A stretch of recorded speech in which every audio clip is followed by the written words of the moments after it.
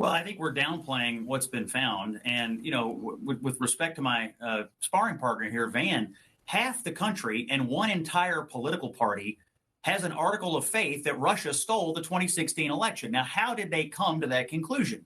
They came to that conclusion because high ranking Democrats, many of whom had intelligence titles that were bestowed upon them in the Obama administration, spent a lot of time and effort making an entire political party believe that. If you went to a Democratic fundraising dinner or political dinner tonight and got asked the question, did Russia steal the election? And you said no, you'd be booed off the stage.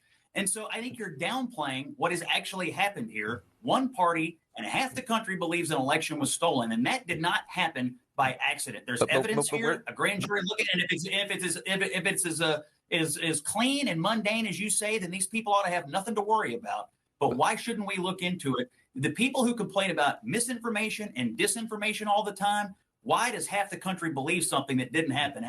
My view is that it has become obvious that what happened as Donald Trump was coming in and Barack Obama was going out bears some amount of investigation. And again, if you're right, all these people, they should have nothing to worry about. But there's a lot of people out there that have looked at this and decided that, intelligence was changed and ignored. And there were career people in the intelligence services saying we can't use the Steele dossier and so on and so forth. So at some point, people are just asking, how do you get accountability? Why does half the country believe Russia stole an election? Where is the accountability for that? Did people abuse their positions?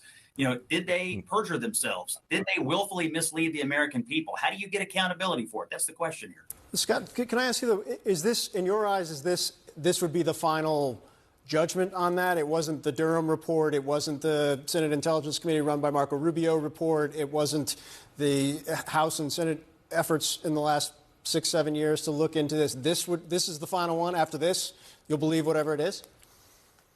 Well, I would think so. Typically, an investigation like this from the justice system would be the end of the line. You'll find out whether anybody did commit criminal acts or not. And again, I don't know whether they did or they didn't. And so if Van is right and everything was above board and this was all just mundane policy differences, then I don't know why anybody would be worried about having their actions scrutinized. It seems to me that a hit dog hollers. And right now, the hit dogs are hollering. And I'm just telling you, enough has come forward for Republicans to believe that this bears a little bit more investigation.